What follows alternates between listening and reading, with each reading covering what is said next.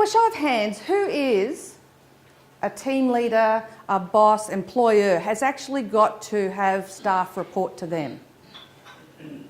So a few of you. Okay. By show of hands, who has virtual staff, suppliers that they have to deal with? Okay. And do suppliers? Yeah. So all those conversations that you have with either your employees, your team members or your suppliers, every single time they go smoothly, right? Really? Just asking. Just checking. Yeah, not always, exactly. Look, just so you know a little bit about me and you know you're in safe hands, I have been a CEO of a youth organisation.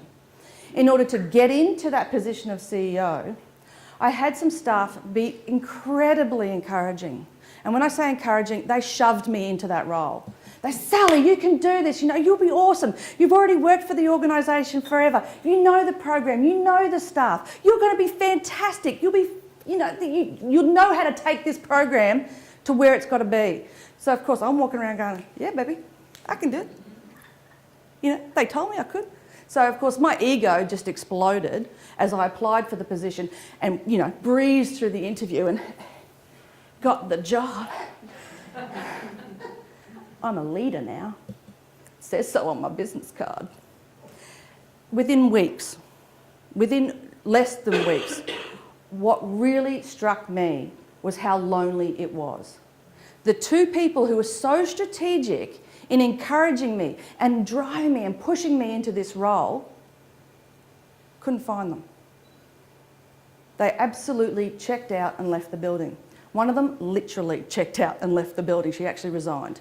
The other one was taking on so much work and so many demands that she didn't actually have that time for me. And I understand that. That's not a blame game.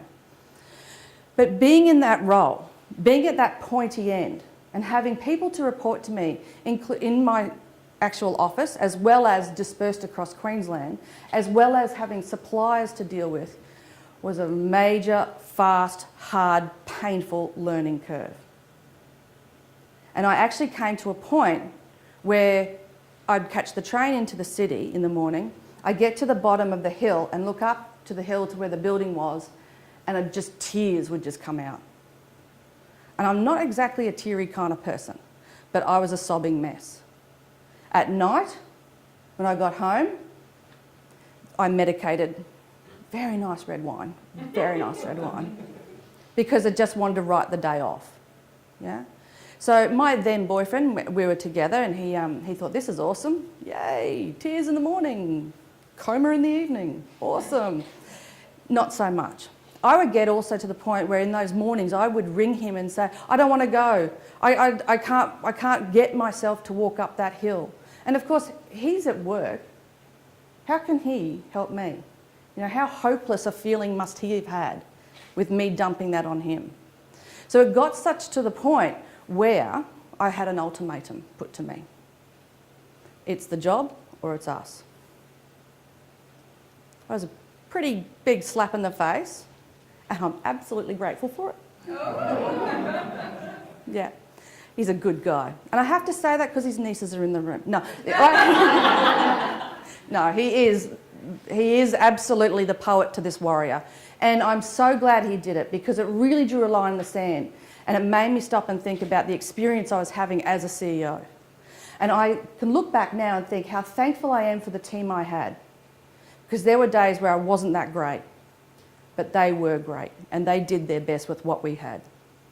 And what has come out of that experience, and in the years and my experiences since, is that I don't want any leader or any manager or any business owner to go through the experiences that I went through. And that's why I now stand in front of groups. That's why I coach. That's why I wrote a book. That's why I created the management success cards. I created these things and not really realising at the time of creating and writing, but they turned out to be the resources I desperately needed back then. And so that's why I do this now.